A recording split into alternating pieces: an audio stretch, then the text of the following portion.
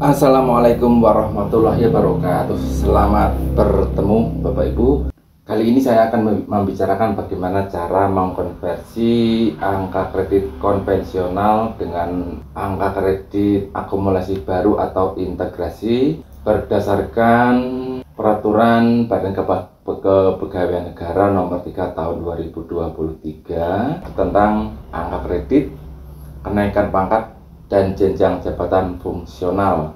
Namun sebelumnya kita menghitung konversi tersebut, ada beberapa hal yang perlu kita perhatikan, bahwa di dalam angka kredit integrasi itu ada 3 macam. Jadi angka kredit kumulatif integrasi terdiri dari 3. Yang pertama adalah angka kredit jabatan, kemudian pengembangan profesi, dan kegiatan penunjang. Berbeda dengan angka kredit PAK yang lama yang kita pegang sekarang ini Bapak Ibu. Angka kredit terdiri dari unsur utama yang mana ada pendidikan, kemudian ada bimbingan dan tugas tertentu, kemudian ada pengembangan keprofesian berkelanjutan, dan ada unsur penunjang. Namun menurut Peraturan Badan Kepegawaian Negara Nomor 3 ini menjadi 3 unsur pokok saja. Yang pertama adalah angka kredit tugas jabatan, kemudian angka kredit pengembangan profesi, dan angka kredit kegiatan penunjang. Angka kredit tugas jabatan merupakan hasil pengurangan angka kredit kumulatif integrasi dengan jumlah angka kredit pengembangan profesi integrasi yang menjadi syarat untuk kenaikan jenjang jabatan setingkat lebih tinggi. Kemudian angka kredit pengembangan profesi berupa angka kredit pengembangan konvensional yang menjadi syarat untuk kenaikan jenjang jabatan setingkat lebih tinggi. Kemudian yang terakhir adalah angka kredit kegiatan penunjang. Angka kredit kegiatan penunjang dituangkan apabila jumlah angka kredit kumulatif integrasi dikurangi angka kredit pengembang profesi integrasi, hasilnya masih melebihi kebutuhan angka kredit untuk kenaikan jenjang jabatan setingkat lebih tinggi.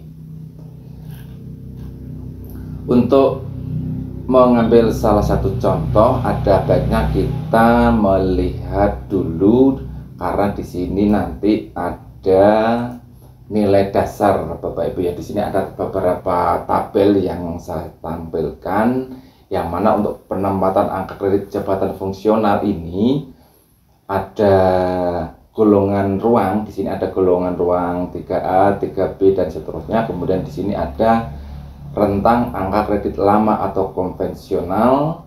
Kemudian di sini nanti ada nilai dasar sebagai dasar nanti kita menghitung atau mengkonversi. Kemudian yang terakhir adalah rentang angka kredit akumulatif baru atau integrasi rentangnya ini. Dan di sini saya settingkan dengan Permenpan dan RP nomor 19 tahun 2009. Di sini bisa kita bandingkan atau kita bisa mempelajari perbedaan, dan nanti kita mempelajari perbedaan sebagai dasar nanti kita dalam konversi nilai tersebut. Kemudian untuk angka kredit ini di masing-masing jenjang ini ada angka kredit tahunan yang harus diperoleh, kemudian angka kredit kumulatif untuk minimal kenaikan. Jadi kenaikan itu ada 2 nilai yang harus dipenuhi, yaitu minimal untuk kenaikan pangkat dan untuk kenaikan jenjang. Baik, untuk itu coba mari kita bersama-sama menghitung bagaimana sih dari angka kredit konvensional menjadi angka kredit integrasi. Di sini saya mengambil sebuah contoh untuk golongan 3C dulu. Jadi di sini adalah penetapan angka kredit konvensional, yang mana SKPAK ini adalah SKPAK yang saat ini kita simpan dan kita pegang Bapak Ibu. Di sini ada beberapa unsur. Yang pertama adalah unsur utama meliputi pendidikan, tugas pokok, dan pengembangan profesi. Untuk pendidikan di sini adalah nilainya ini ada nilai 100, kemudian tugas pokok ada lama, baru kemudian dijumlah menjadi 153,5. Kemudian di sini untuk pengembangan profesi mempunyai nilai 4. Sedangkan untuk unsur penunjang dari lama 17, kemudian yang baru 13, jumlah akhirnya adalah 30. Penyusunan angka kredit konvensional ke integrasi dilakukan dengan langkah sebagai berikut. Jadi langkah yang harus kita tempuh dari nilai angka kredit konvensional adalah yang pertama, angka kredit kumulatif integrasi diperoleh dari angka kredit kumulatif konvensional dikurangi nilai dasar, Bapak Ibu ya. Angka kredit kumulatif untuk integrasi yang baru nanti diperoleh dari angka kredit kumulatif atau jumlah keseluruhan PAK lama dikurangi nilai dasar sesuai dengan jabatan. Jadi nilai yang diperoleh tadi dari PAK lama adalah 287. Di sini angka kreditnya 287,5 dikurangi nilai dasar. Untuk nilai dasar ini kita kembali ke tabel. Untuk golongan 3C nilai dasarnya adalah 200 ini Bapak Ibu. Jadi 3C adalah 200. Misalnya nanti kalau 3D 200, 4A 400 dan seterusnya. Namun yang kita ambil contoh di sini adalah nilai dasar untuk golongan 3C adalah 200. Kita tuangkan di sini ya. Jadi kumulatif konvensional PAK lama adalah 287,5 dikurangi nilai dasar jabatan jenjang 3C adalah 200 sama dengan 87,500. Jadi angka kredit kumulatif integrasi jumlahnya di sini menjadi 87.500 berasal dari kumulatif konvensional dikurangi nilai dasar dari golongan 3C. Kemudian sesudah ketemu nilai dasar kumulatif untuk integrasi, maka langkah selanjutnya adalah kita masukkan di dalam tabel penghitungan dan akumulasi angka kredit pada penilaian integrasi. Jadi nilai yang tadi kita tuangkan di sini pada tabel ini. Dari nilai konvensional kemudian dikurangi nilai dasar, ketemu angka 87,50. Untuk selanjutnya dari tabel formulir penghitungan ini, selanjutnya kita akan menghitung kebutuhan atau kekurangan nilai angka kredit. Namun sebelumnya sekali lagi saya sampaikan bahwa angka kredit kumulatif integrasi ini mencakup 3 tadi. Yang pertama adalah angka kredit pengembangan profesi, kemudian angka kredit penunjang, yang ketiga adalah angka kredit tugas jabatan. Angka kredit pengembangan ini ditulis sesuai dari angka kredit kumulatif pengembangan pada PAK konvensional, yang mana PAK yang diperoleh tadi adalah 4 Bapak Ibu ya. Di sini ada 4. Jadi kita tuliskan 4. Kemudian untuk angka kredit penunjang kita tuangkan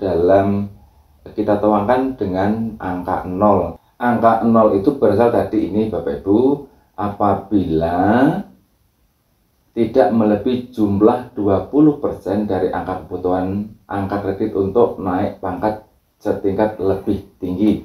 Maka sesuai tabel di sini, maka kita tulis dengan angka 0. Kemudian angka kredit tugas jabatan merupakan hasil pengurangan angka kredit kumulatif integrasi dikurangi pengembangan profesi dan tugas penunjang integrasi.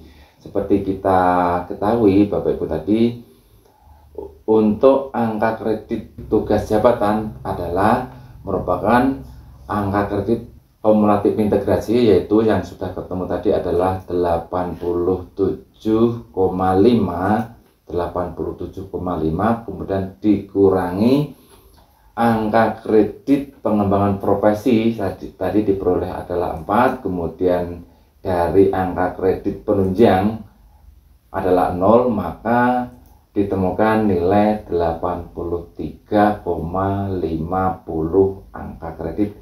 Kemudian sesudah ini kita tuangkan di dalam formulir perhitungan kebutuhan kekurangan angka kredit.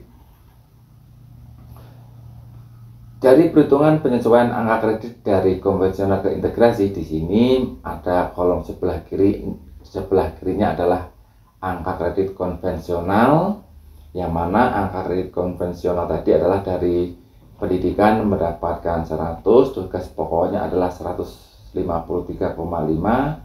pengembangan profesinya ada 4, dan unsur penunjang adalah 30. Maka di sini tugas jabatan seperti tabel di atas tadi adalah 83,50, kita tuliskan di sini. Pengembangan profesi ini kita tuangkan dalam angka 4. Di sini kita tuangkan angka 4 di sini. Kemudian dari unsur penunjang integrasi adalah kita tuangkan angka 0, maka kita tuliskan di sini. Jadi jumlah angka kredit dari konvensional menjadi integrasi menjadi 87,50. Jadi 87,50 ini berasal dari angka 83 dari angka kredit integrasi ditambah dengan nilai pengembangan profesi 4, jadi ada 87,50. Setelah kita menemukan angka kredit integrasi, untuk selanjutnya angka-angka dari tugas jabatan, pengembangan profesi, dan unsur penunjang ini kita tuangkan di dalam tabel penetapan angka kredit, yang mana penetapan angka kredit ini nanti kita bisa menghitung apakah kita sudah memenuhi syarat untuk kenaikan pangkat atau jabatan atau belum dapat dipertimbangkan.